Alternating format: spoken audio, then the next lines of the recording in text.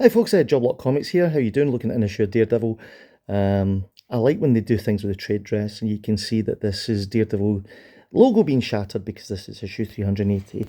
There's a nice corner box. D.G. Chichester doing the writing on this, oddly enough, Lee Weeks. Great cover. And this issue, boom. It's just boom. Now, what's so strange about this issue, apart from this here, yeah, they did this a while back in the day when they would do like these fold out pages, and they would give you a synopsis of stuff that was going on.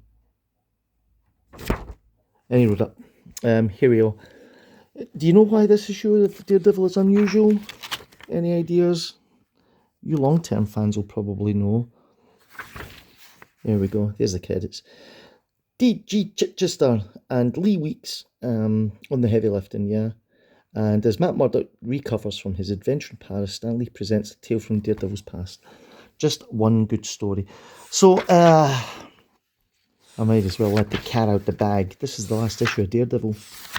Yep, this was it. This was the last issue. What the... Is that strange Illuminati artwork at the back of Wilson Fisk's office? Yes, of course it is. He is behind everything. Yeah, this is just a good old-fashioned, rip-snorting, gangster-driven, super-villain-led issue of Daredevil. Yeah, there's Bullseye, there's the Hand, there's the Kingpin, and yeah, it's a swan song. It feels like a swan song as well. Daredevil hadn't really ever recovered after Frank Miller left, and then Frank came back and kept things going, and then they had a strange era in the 90s with Daredevil, and they gave him armor, and then they did all it just they never really were able to recapture the Frank Miller energy and style. Come on. The name's Daredevil, and I'm here to send you all to hell. No more questions. So, yeah, it was a funny era, and eventually the book would run out of steam. So we get this kind of, I don't know, it's really just a kind of love letter to Daredevil under the guise of a sort of lost story.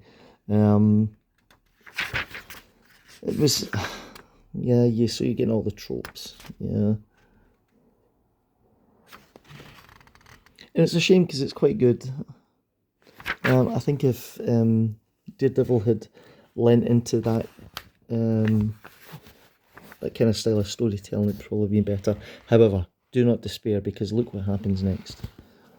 Next issue, Daredevil #1, Kevin Smith, Joe Quesada, Jimmy Palmiotti begin a new chapter in the life of Dee. So yeah, this was definitely like the end of the road for the title until it was relaunched. Now, Kevin Smith writing Daredevil has had ups and downs. I'm not a huge fan, if I'm honest. There was some great ideas.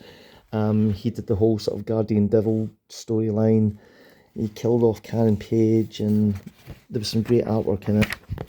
And then, but yeah, then he left, and I don't know. Has Daredevil ever recovered from Frank Miller leaving? I would say no. I am afraid they lost the essence of the character. Everything just went boom. Subscribe to the channel. Hope you enjoyed looking at that little issue of Daredevil. You'll buy this for like 25 cents. So go and have a look at it and tell me what you think. And I'll see you on the next one.